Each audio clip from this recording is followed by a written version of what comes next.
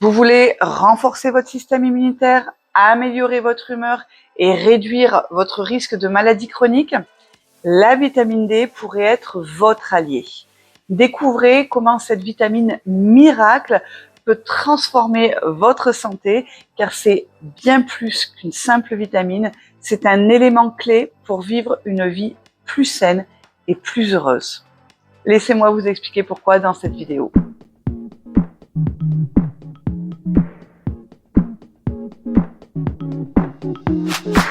Bonjour et bienvenue sur ma chaîne Vitalis ta santé.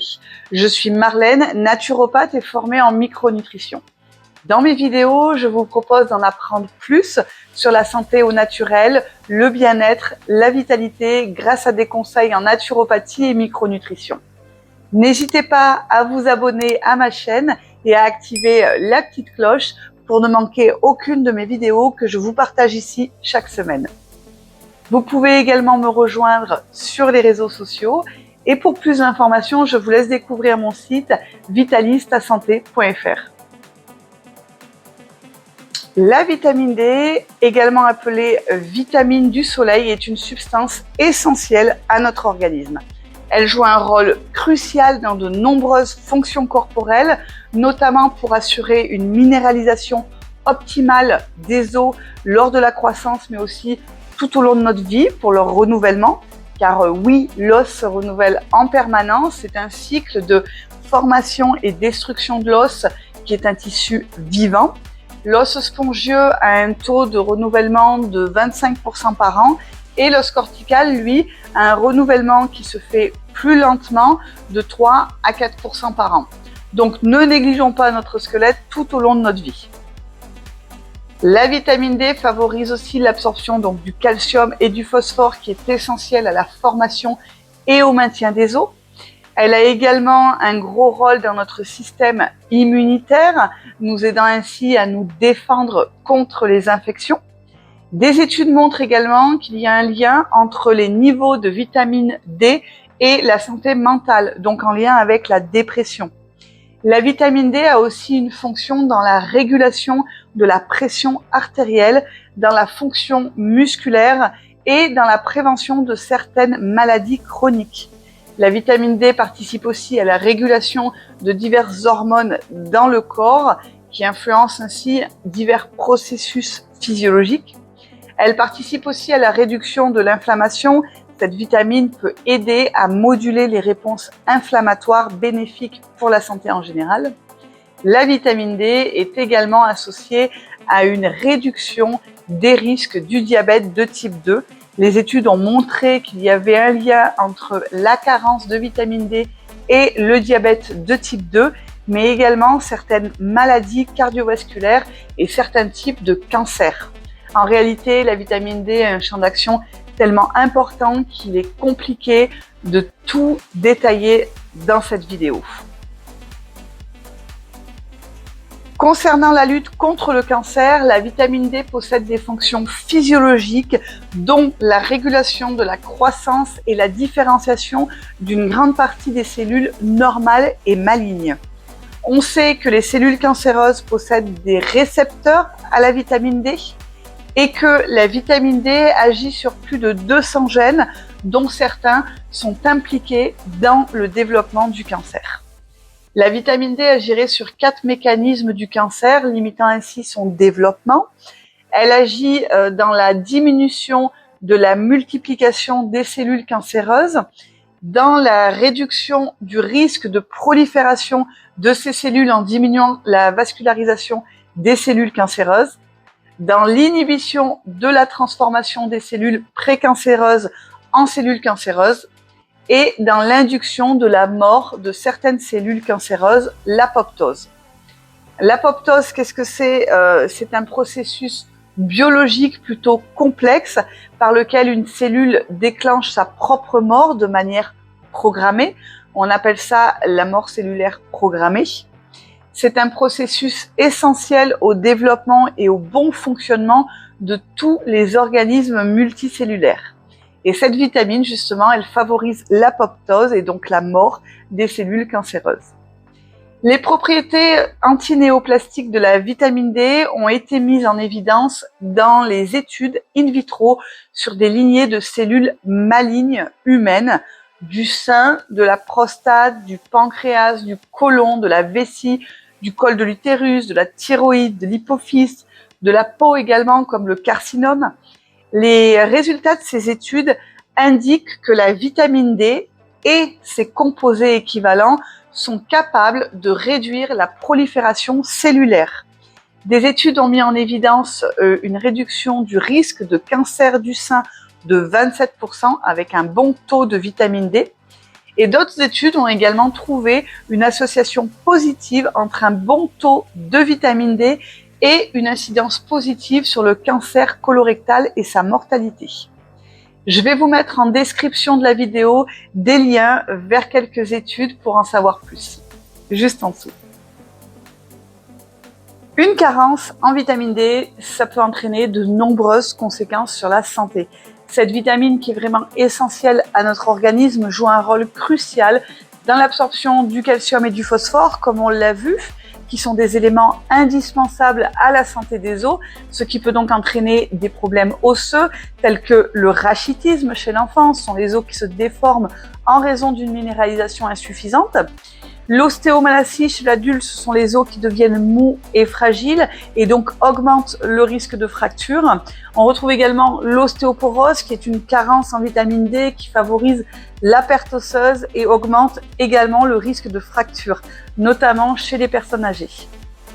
On trouve également des troubles musculaires qui peuvent apparaître. La vitamine D joue un rôle dans la fonction musculaire et une carence peut entraîner une fatigue musculaire et une diminution de la force. Des douleurs musculaires sont aussi un symptôme fréquent de la carence en vitamine D. On va retrouver également d'autres problèmes de santé comme les troubles de l'humeur, la vitamine D étant liée à la sérotonine, un neurotransmetteur qui favorise l'humeur. Une carence peut donc favoriser la dépression et l'anxiété. On retrouve aussi un affaiblissement du système immunitaire parce que cette vitamine D joue un rôle important dans la fonction immunitaire. On peut donc devenir plus sensible aux infections, tomber beaucoup plus souvent malade. Les personnes les plus à risque de carence en vitamine D sont les personnes âgées, les personnes obèses ou en fort surpoids, les personnes ayant une peau foncée, celles qui vivent dans des régions avec peu d'ensoleillement, ainsi que les personnes qui travaillent en intérieur avec des horaires qui des fois font que ce n'est pas très évident de pouvoir profiter pleinement des rayons du soleil. On va aussi retrouver des carences chez les personnes souffrant de maladies chroniques comme les maladies rénales, les maladies inflammatoires chroniques.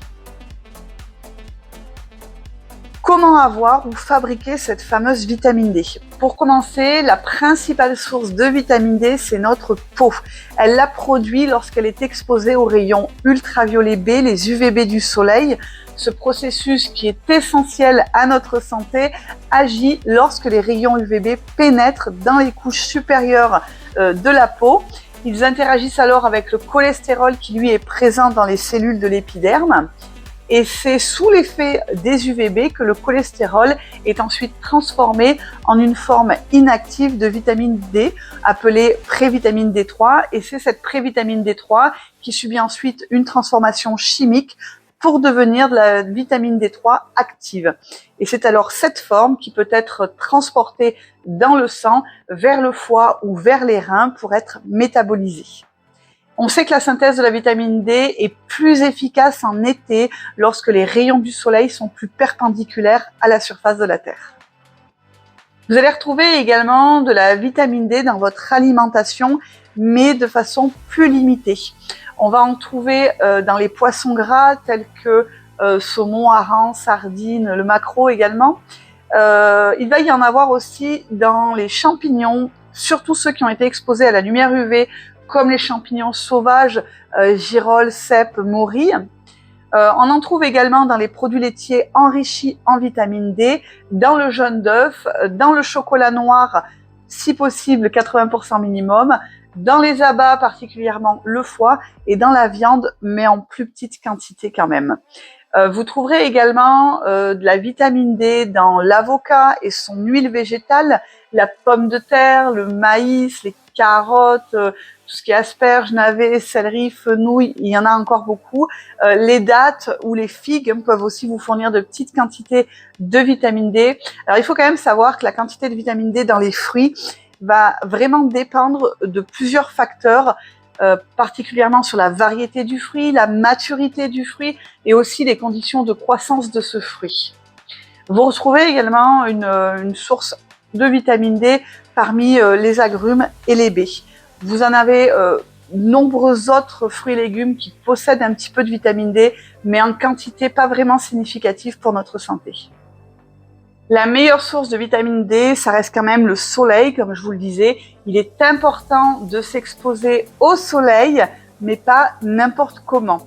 Il faut garder à l'esprit que l'excès de soleil peut être nocif pour la peau et on doit à tout prix éviter qu'elle rougisse. On peut pour cela privilégier les heures les moins chaudes, le matin avant 11 h ou le soir après 16 h lorsque les UV sont moins intenses, surtout en été. Mais on peut aussi s'exposer aux heures les plus chaudes, mais de façon plus modérée. Dans ce cas-là, l'exposition doit être plus courte afin que la peau ne rougisse pas. Il est important aussi de s'exposer au soleil sans protection solaire, parce que la crème que vous allez mettre, elle va empêcher les UVB de passer et limiter du coup la synthèse de la vitamine D. Alors mettre de la crème solaire, c'est très important pour notre santé, bien évidemment qu'on va en mettre. Là, il s'agit surtout de s'exposer un petit peu avant d'en mettre, 10 minutes, 20 minutes selon l'heure, même plus que 20 minutes en fin de journée. Lorsque l'indice UV est au plus bas, on peut rester largement plus. Par contre, si on commence à avoir des rougeurs, il est vraiment temps de mettre sa crème solaire. C'est un peu trop tard, il faut en mettre avant que la peau rougisse parce que c'est une peau qui a été agressée dans ce cas-là. Tout ça va dépendre de votre type de peau, de la couleur de votre peau. Plus elle est claire, plus vous allez être sensible, plus elle est foncée, moins vous serez sensible au soleil. Par contre, plus elle est claire, plus vous allez faire de la vitamine D rapidement. Et plus elle est foncée, plus il va vous falloir du temps pour faire cette même dose de vitamine D. Donc une exposition sans protection, en mettant le plus de peau nue au soleil, car plus vous aurez de surface de peau en contact avec les rayons UVB, plus vous allez synthétiser cette vitamine D et plus vous allez créer votre réserve pour l'hiver. À vous d'adapter votre temps au soleil en fonction de l'heure et de l'indice UV du moment, de votre type de peau. La vitamine D, elle nous rappelle que le soleil, il est bon pour la santé dans la mesure où on n'en abuse pas et où on fait attention à ce que la peau ne rougisse jamais. En hiver aussi, vous pouvez vous exposer dès que vous avez la possibilité de vous mettre au soleil, en t-shirt dehors si la température le permet, de mettre votre visage, les jambes, les bras au soleil autant que possible pour synthétiser cette vitamine D. Alors même si on sait qu'on la synthétisera beaucoup moins qu'en été, c'est toujours intéressant d'en prendre des petites doses dès qu'on le peut. Le soleil n'est pas dangereux pour la santé, je le rappelle, les UV ne sont pas dangereux non plus pour la santé si ils sont reçus en quantité adéquate. Il faut bien garder à l'esprit qu'il ne faut pas que la peau rougisse, c'est un signe d'agression et c'est là que ça devient nocif pour votre santé. La seule façon de savoir où notre corps en est avec la vitamine D, c'est de faire une prise de sang. Le taux idéal devrait être un grand minimum de 40 à 45 nanogrammes par litre de sang. En dessous, vous avez une réserve qui est faible et en dessous des 30 nanogrammes par litre de sang, là, vous êtes vraiment en carence. Si votre prise de sang révèle un taux en dessous des 30 nanogrammes, il est vraiment important de se supplémenter en vitamine D. Moi, je vous conseillerais même de vous supplémenter en vitamine D si votre taux il est en dessous des 40 nanogrammes et d'avoir pour objectif d'atteindre un taux qui est minimum entre 40 et 45 nanogrammes par litre de sang. Vous pouvez demander à votre médecin de vous prescrire des doses, des ampoules de vitamine D, souvent à prendre en prise unique et à renouveler au bout d'un mois selon votre taux de vitamine D de départ. Vous pouvez également trouver des compléments alimentaires de vitamine D3 qui est la plus proche de celles que le soleil nous permet de synthétiser dans notre peau. Et concernant le dosage, ça va vraiment dépendre de votre taux de départ. Plus il va être bas, plus vous allez prendre de grosses quantités. Et hélas, cette vidéo ne pourra pas remplacer une consultation personnelle et donc un accompagnement personnalisé. Le dosage, la durée du traitement va vraiment dépendre de votre taux de vitamine D. Ce dosage peut aller de 4000 à 10 000 UI par jour, de 4 à 12 semaines, voire plus. Et pour les personnes qui ne bénéficient pas d'un environnement très ensoleillé, il est quand même intéressant de prendre une dose quotidienne de 4000 UI par jour toute l'année. Nous avons exploré ensemble l'importance de la vitamine D pour notre santé, de la formation des os à la prévention du cancer. Cette vitamine joue un rôle essentiel dans de nombreux aspects de notre bien-être. Pour maintenir un taux de vitamine D, on l'a vu, il est recommandé de s'exposer au soleil de manière régulière, sans excès, et de consommer des aliments riches en vitamine D autant que possible. En prenant soin de notre taux de vitamine D, nous faisons un choix pour une vie plus saine, plus heureuse, et nous investissons ainsi dans notre santé à long terme. Vous en savez maintenant plus sur la vitamine D, du moins je l'espère. Alors, qu'avez-vous pensé de cette vidéo? Laissez-moi un commentaire pour me le dire, et si vous avez des questions, n'hésitez pas à me les poser en commentaire également. Je me ferai un grand plaisir de vous lire et de vous répondre. Si vous voulez découvrir d'autres astuces pour prendre soin de votre santé, abonnez-vous à ma chaîne pour ne manquer aucune de mes prochaines vidéos. À très bientôt.